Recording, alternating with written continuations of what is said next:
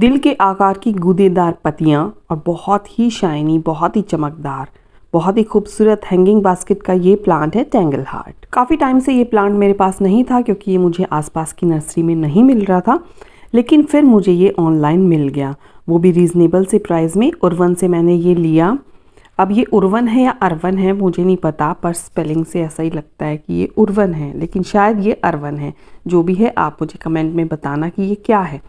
तो देखिए इतना खूबसूरत ये पौधा जब मेरे पास नहीं था, कई लोग मुझसे पूछते थे क्या आपके पास टेंगल हार्ट है, तो मुझे बहुत बुरा लगता था कि मेरे पास ये पौधा क्यों नहीं है। अब जिसके पास जो पौधा नहीं होता तो उसे लगता है पता नहीं कब मिलेगा। 2.5-3 महीने पहले मैंने ये ख़रीदा था और बहुत ही छोटा सा प्लांट था, 1-2 ही ब्रांचेस थी। मुझे लगा था पता नहीं सर्वाइव करेगा या नहीं, लेकिन मैंने इसे अच्छी सी वेलड्रेन मिट्टी में रिपॉट कर दिया और ये सर्वाइव करने लगा और अब बहुत ही ज़्यादा खूबसूरत होता जा रहा है। जब ये थोड़ा ग्रो करने लगा तो मैंने सोचा चलो इसकी कटिंग लगा लेती हूँ।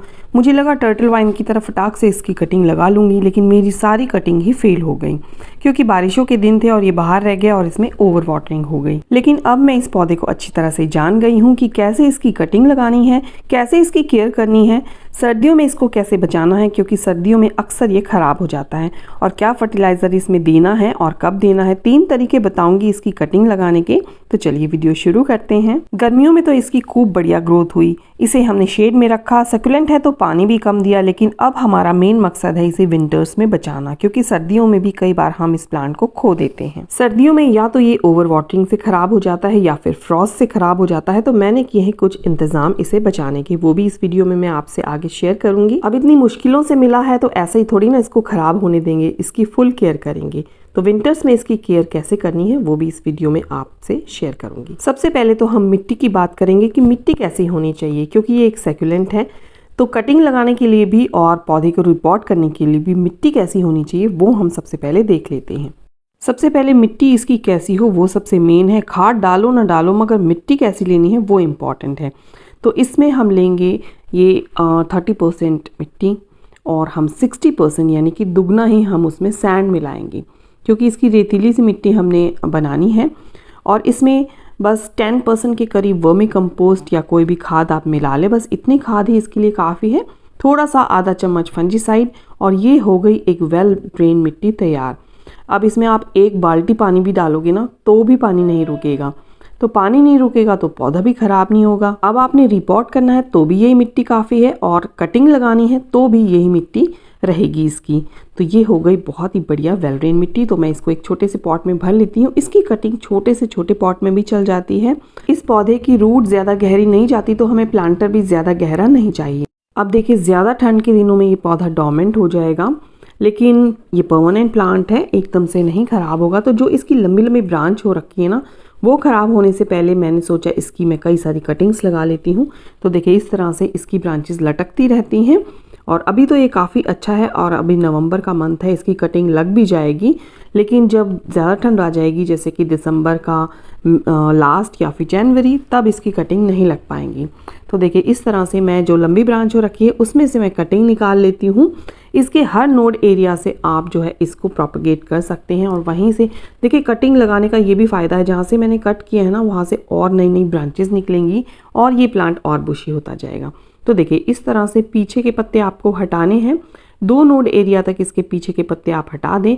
तो ये 2 नोड एरिया के मैंने हटा दिए हैं और इसको बस सिंपली ये जो रेतीली सी मिट्टी मैंने बनाई है ना, इसमें आप बस दबा दें और लग जाएंगे। इसका जो है प्रोपगेशन इसका हो जाएगा और इसके कई सारे प्लांट्स बन जाएंगे। तो देखिए इस तरह से जो है बस इस मिट्टी में आपने दबा देना, थोड़ा लिटा के दबा देंगे तो भी बहुत अच्छी बात रहेगी।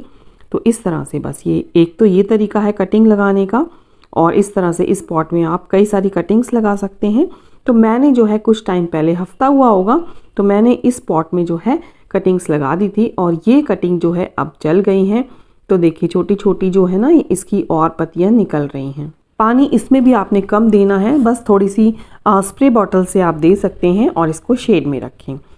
अगला तरीका है कटिंग लगाने का, तो उसी तरह से आप जो कोई लंबी सी ब्रांच हो रखी है वो आप काट लें और इसको क्या करना है, इसके पीछे के पत्ते भी नहीं हटाने हैं, कुछ नहीं करना है।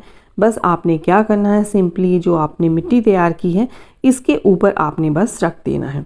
तो देखिए इस तरह से आप जो है इसके ऊपर रख दें और हल्का हल्का सा जो है इस पर पानी छिड़क दें और हल्की सी इसके जो नोड एरिया ना, इस पर आप मिट्टी भी थोड़ा थोड़ा डाल सकते हैं। तो दूसरा तरीका ये हो गया, थोड़े दिन में हर नोड एरिया से जो है आपको जो है नए पत्ते निकलते नज़र आएंगे। अब तीसरा तरीका क्या है कि आप एक बड़े से पॉट में, चाहे वो शैलो पॉट ही क्यों ना हो, आप उसमें मिट्टी फिल कर लें और मिट्टी फिल करने के बाद जो है ये जो आपकी हैंगिंग बास्केट, आपके पास जो भी प्लांट है ऑलरेडी है, तो उसको आप इस तरह बीच में रख दें और साइड साइड में ये जो मिट्टी है ना, यहाँ पे ये जो ब्रांचेस लटक रही हैं ये टच होंगी। यहाँ पे आप थोड़ा सा स्प्रे करते रहें पानी, और जैसे यहाँ पे टच होंगी वैसे ही यहाँ पर जो है रूटिंग स्टार्ट हो जाएगी मिट्टी से टच होते ही। ऐसा मैंने किया था जब मैंने टर्टल वाइन को प्रोपेगेट किया था, तो इस तरह से मैंने उसके कई सारे प्लांट्स बनाए थे स्टार्टिंग में जब मैंने वो ख़रीदी थी। और इसी तरीके से आप टैंगल हार्ट के भी बना सकते हैं। जब ये जो है यहाँ पे इसकी रूटिंग स्टार्ट हो जाए तो आप जो है पीछे से आप इसको कट करके अलग कर लें। तो देखिए इसको रखना कहाँ है, शेड में रखना है इन कटिंग्स को, वरना इनके पत्ते जो है पीले हो जाएंगे। एक दो पत्ता पीला हो जाता है तो कोई प्रॉब्लम की बात नहीं है, पुराने पत्ते तो पीले होके गिरेंगे ही।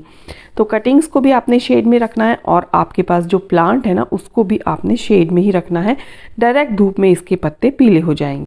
शेड में तो हमने इस प्लांट को रखना ही है, लेकिन अब ज़्यादा सर्दियों में हमें बचाना है इस प्लांट को फ्रॉस्ट से, यानी कि पाले से बचाना है। तो उसके लिए मेरा ये इंतज़ाम है, मैंने ऊपर ग्रीन नेट लगा दिया है क्योंकि मेरे पास यहाँ बालकनी में ऊपर शेड नहीं है, ये ओपन एरिया है, तो यहाँ पर मैंने नेट लगा दिया है। तो देखिए यहाँ पर हम इसको हैंग कर देते हैं।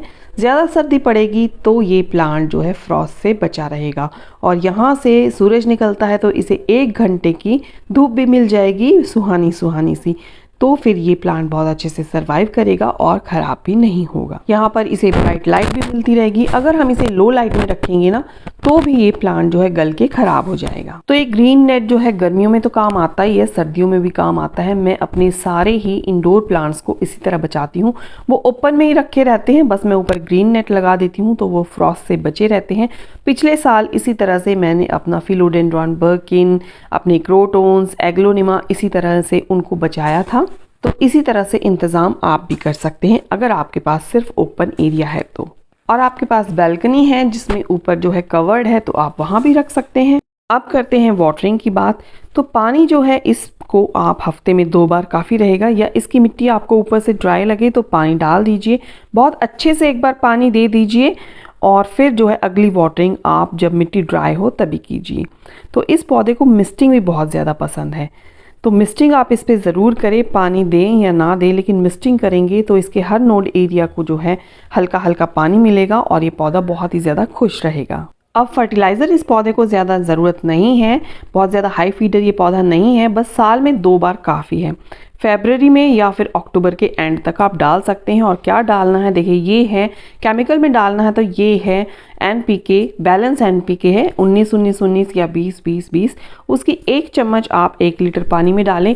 अगर आप 1 चम्मच इप्सम सॉल्ट भी डालेंगे ना तो सोने पे सुहागा होगा। तो ये 1 चम्मच इप्सम सॉल्ट है, तो इन दोनों को मिक्स करके आप अच्छे से मिक्स करके 1 गिलास बस आप दे दें। एक पॉट में 1 गिलास काफ़ी है, ये 1 लीटर पानी है तो इसको आप दे सकते हैं। ये केमिकल हो गया है।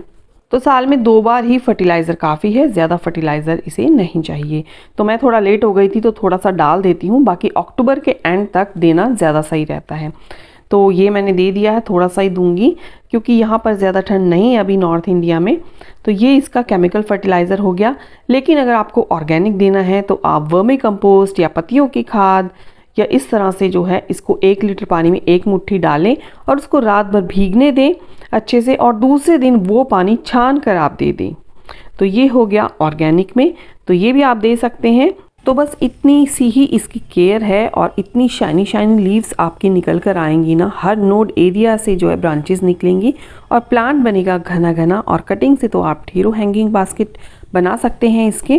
तो छोटे छोटे पॉट्स में भी आप इसको लगा सकते हैं, किसी बड़े पेड़ के नीचे भी आप इसको लगा सकते हैं बड़े गमले में। तो ऊपर बड़ा पेड़ होता रहेगा, नीचे ये जो है फैलता रहेगा तो बहुत ही ज़्यादा खूबसूरत लगेगा। तो चलिए और बहुत सारी कटिंग्स लगा लेते हैं। तो कुछ ख़राब भी हो गई तो कुछ तो मेरे पास रहेंगी ना। तो देखिए ये एक पॉट पड़ा हुआ था मेरे पास, इसमें वही वाली मिट्टी मैंने भर के और बस मैं इनको कटिंग्स को इसके ऊपर रख दूँगी, पानी स्प्रे कर दूँगी। तो इस तरह से मैंने ये कुछ और हैंगिंग बास्केट के लिए प्लांट जो है रेडी कर लिए हैं। तो जैसे ही फरवरी का मंथ आएगा ये बहुत ही ज़्यादा खूबसूरत लगेंगे और मेरे पास कई सारे प्लांट्स भी रेडी हो जाएंगे। तो इस तरह आप भी कर सकते हैं। वीडियो अगर पसंद आई हो तो इसे लाइक ज़रूर करें। मेरे चैनल पे पहली बार आए हैं तो सब्सक्राइब भी इसे प्लीज़ ज़रूर करें। मिलती हूँ आपसे किसी नेक्स्ट वीडियो में किसी नई जानकारी के साथ। तब तक के लिए bye bye. Happy gardening and keep gardening.